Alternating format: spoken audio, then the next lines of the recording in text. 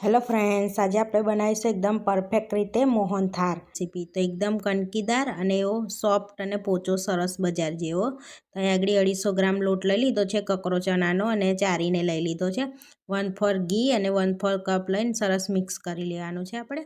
હવે મિક્સ થઈ જાય, એક ઉભરો આવી જાય એટલે આ લોટમાં એડ કરી દેવાનો છે। લોટમાં એડ કરીને પછી બે હાથેથી આ રીતે ઘસી લેવાનો છે લોટને। તો સરસ મિક્સ થઈ જાય એટલે આપણે પ્રેસ કરી લઈશું અને ઢાંકીને 30 મિનિટ માટે રવા દઈશું। 30 મિનિટ થઈ જાય એટલે એને સરસ એવો મિક્સ કરી લેવાનો છે ફરી, અને આ રીતે ચાઈનામાં એને ચારી લેવાનો છે। તો સરસ ઘસી લેવાનો છે ચાઈનામાંથી બી બધું।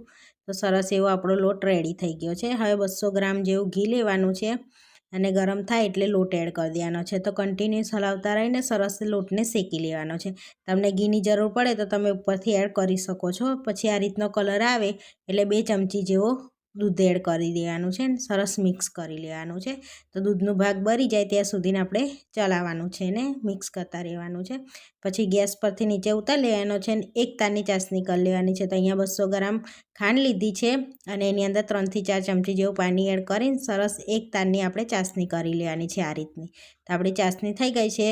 તો બજાર જેવો કલર આવે એના માટે આપણે ઓરેન્જ ફૂડ કલર એડ કરીશું ચાસણીમાં અને સરસ મિક્સ કરી લઈશું। હવે મિક્સ થઈ જાય એટલે ચાસણી આપણે બેટરમાં એડ કરી દેવાની છે અને ઇલાયચી પાવડર ને જાયફળ પાવડર એડ કરવાનો છે અડધી ચમચીને। સરસ કન્ટિન્યુઅસ હલાવતા રહેવાનું છે અને મિક્સ કરી લેવાનું છે ને આ રીતનું થીક થાય ને ત્યાં સુધી।